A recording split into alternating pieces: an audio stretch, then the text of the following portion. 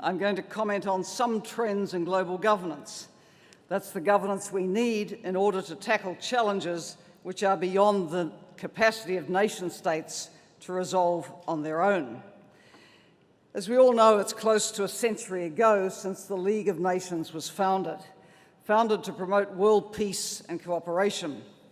And it was the first global organisation with such a broad-based mandate, although we can trace origins of some of the sectoral organisations like the International Telecommunication Union and the Universal Postal Union back to the mid-19th century. History, of course, records that the League of Nations wasn't successful, among other things, in not being able to prevent the outbreak of World War I. The multilateral framework, as we know today, was formed as that catastrophe neared its end. The United Nations in 1945 to promote peace, human rights and development, and the Bretton Woods institutions in 1944 in the economic and financial fields. Of course, our world has changed a lot since 1944 and 1945. But these groundbreaking institutions endure, and they have a lot of achievements to their credit.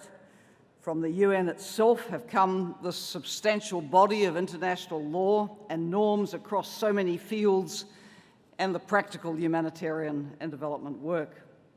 Indeed, the UN is credited by the UN Intellectual History Project as having been an incubator of new and powerful ideas which have shaped policies around the world, not least in promoting gender equality and human rights more broadly, the concept of human development as an alternative to measuring GDP per capita as a sole measure of development progress. And then there were the Millennium Development Goals, which caught the world's imagination and paved the way for the ambitious Sustainable Development Goals launched in 2015. In the peace and security realm, despite so many tensions through the Cold War period and the build-up of substantial nuclear weapons arsenals, war between the major powers didn't occur. And the UN played a role in supporting decolonisation, leading to the expansion of its membership from the 51 founders to the 193 member states today. But while the post-war institutional framework has proved to be enduring, always questions will be asked as to whether it is fit for purpose in the second decade of the 21st century. My own judgment would be that it isn't broken, but it must be continually refreshed.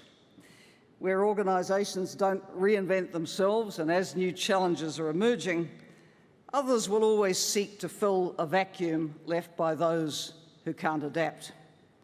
But if the basic framework is sound, as I think it is, then the focus should be on what needs fixing and on the relationships between the structures established at the end of World War II and the emerging institutions. So how are we doing in the key areas of global governance? In the economic area, we have seen the G20 meeting at leaders level emerge to fill what was a glaring gap.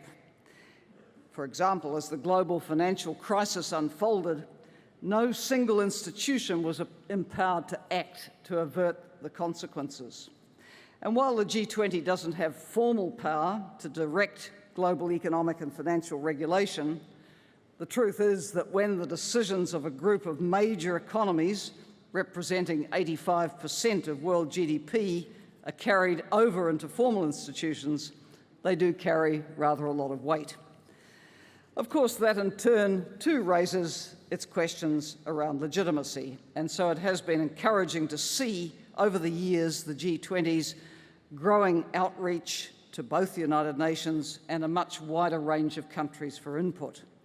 The UN and the international financial institutions are represented at a high level at the leaders and the other G20 summits, and their officials participate in many of the working groups which shape the discussions and eventually the communiques.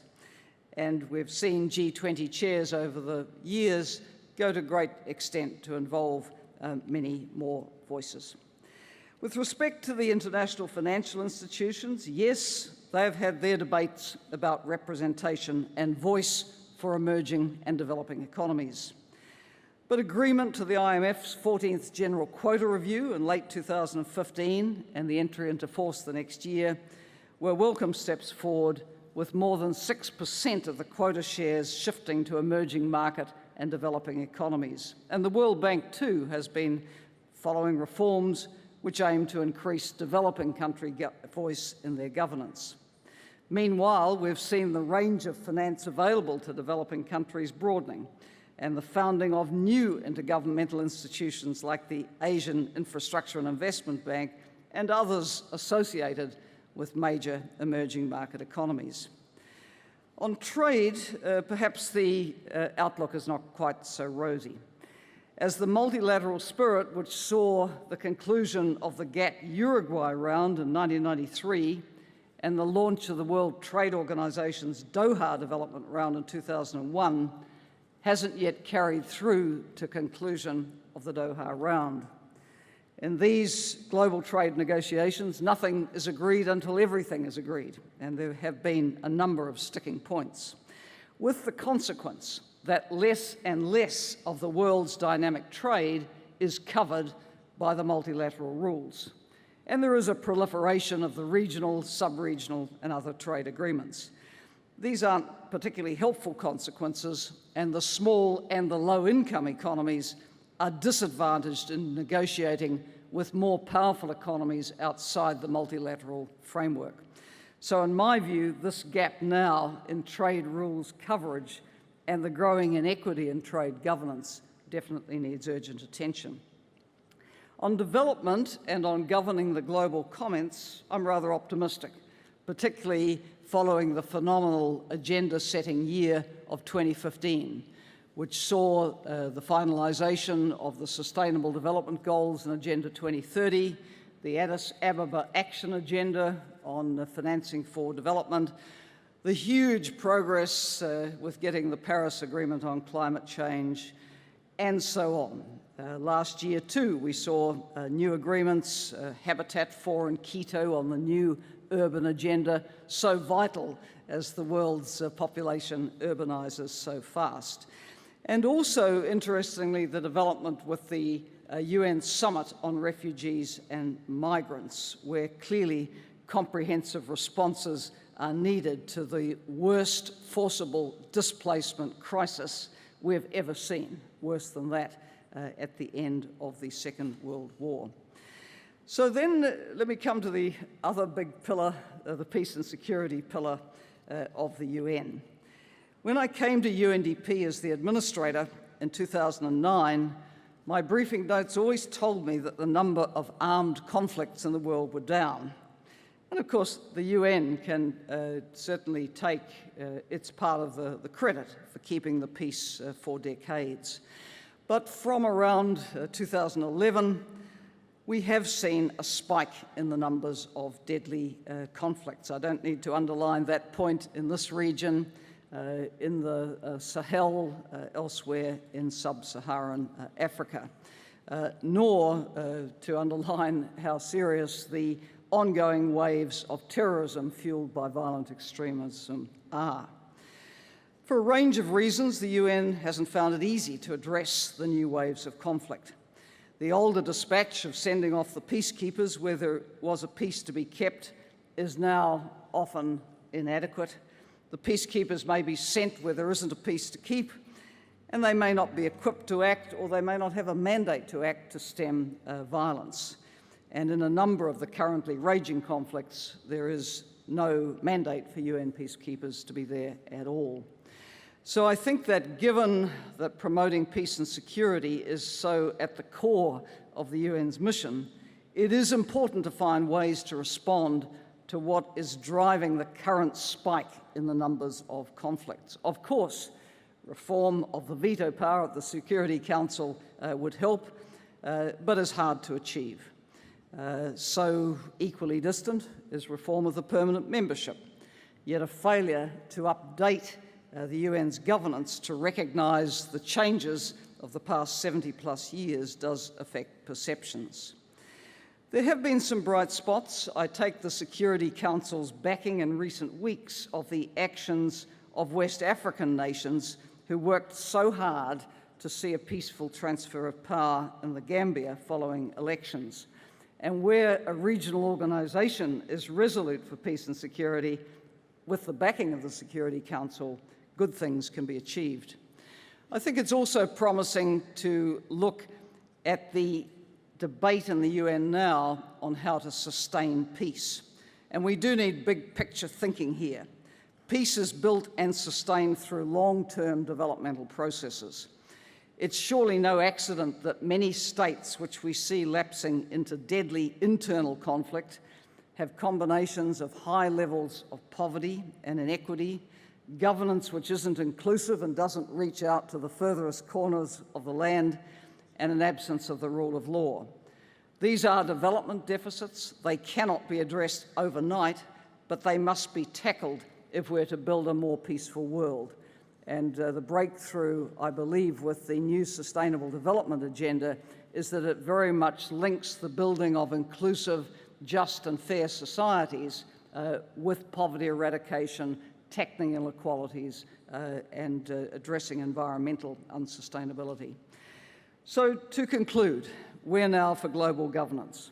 I think the magnitude of the shared problems we have does require us to continually reinvigorate the multilateral institutions. I see this happening to a certain extent in the economic and financial area and around sustainable development and governance of the global commons.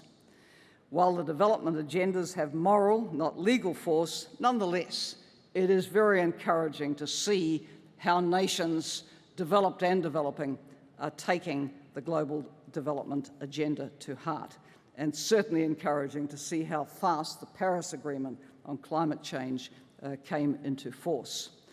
I believe the human rights pillar of the UN has also broken new ground since the formation of the Human Rights Council in 2006 and setting up the Universal Periodic Review mechanism, which all member states participate in. Nonetheless, from shrinking civic space in many countries to repression of freedom of speech, and all the way through, tragically, to war crimes and crimes against humanity, there are many assaults out there on human rights today. And the need to uphold human dignity is as urgent and imperative as it ever was.